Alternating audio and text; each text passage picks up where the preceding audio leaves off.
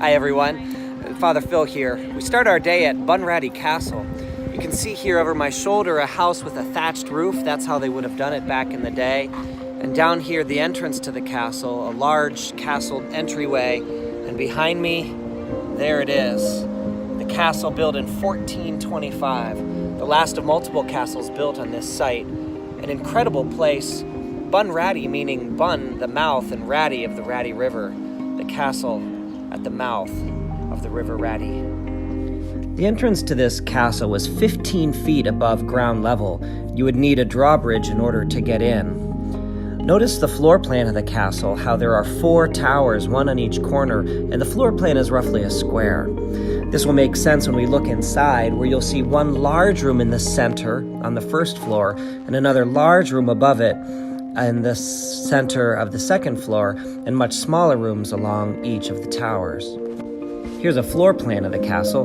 Remember, you can always pause these videos and look closer if you want to. There in the center is the way that you would come in after coming through a small atrium.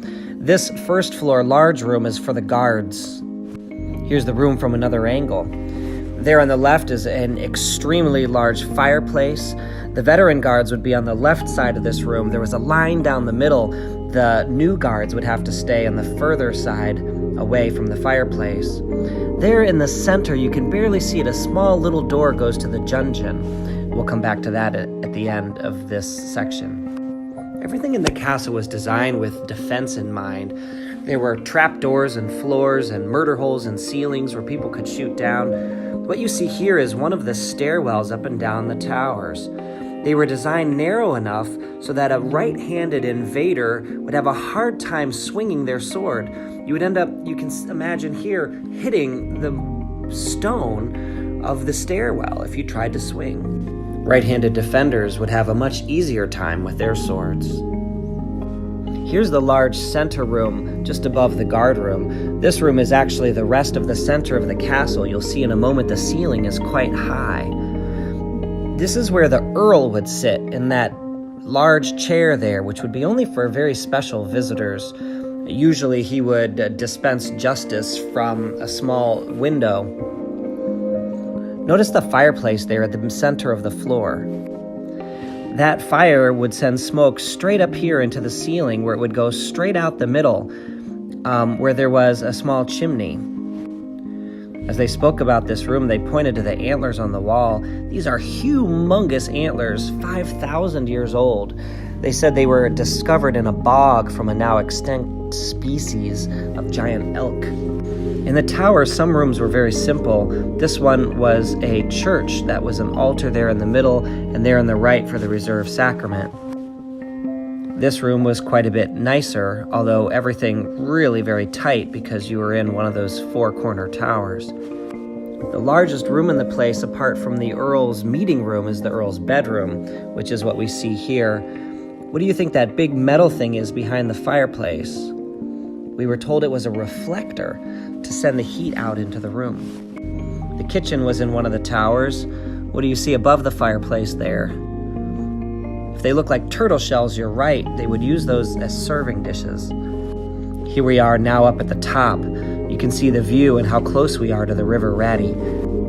Quite a ways down from here. In the bottom right, you can see an exit from one of the towers. And look at those steps that are just built right into the side of the tower. If you look closely, you can see how they lead to the very top of this tower where you could look down. Here I am, just wanted to say hello. Another view looking at the river going the other direction. Can't you just imagine ships sailing in and sailing out? All the kind of activity that might be happening down at the base of the castle. We're back in the Earl's main room. Look at the center of this picture.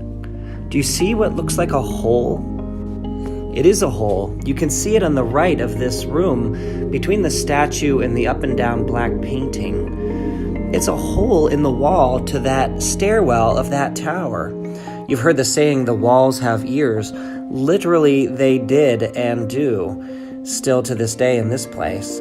People could stand there in the stairwell and hear everything that was happening in this room. Apparently, there were 2 in this room. This one in the corner, and another hidden behind a tapestry. And now we take a look at the dungeon. You've heard the saying being thrown into the dungeon. Well, quite literally, you would be thrown in because there are no steps all the way down. The last step is a doozy, 15 feet. You can see if you were tossed into the dungeon, there would be no way out unless someone gave you a ladder. Clearly, something to be avoided. Here's Tony, our bus driver, as we head out from the castle and back through the countryside. I love the tractor here on the right with this amazing ancient castle in the background. The last major site of the day was Glenstal Abbey. We caught a bit of a worship service. We're impressed by the ceiling, which we were told is primary colors because what church does is a primary thing. Saw some beautiful rooms in their conference center. And saw this really cool thing, which I just wanted to share with you. Those are chains. That's a water drain at the bottom. Instead of a water pipe that would take the water off the ceiling, this is a section of wrapped chains that the water would follow from the ceiling into the drain. Apparently really common in Japan. Another one of those giant elk. And I don't know if you could see it, but see those pink colored flowers? Those are rhododendrons that are taller than some of the trees. Look how huge those rhododendron bushes are. Stopping for a meal, we were greeted by this mannequin. I hope you're enjoying these. We're heading out into the country tomorrow.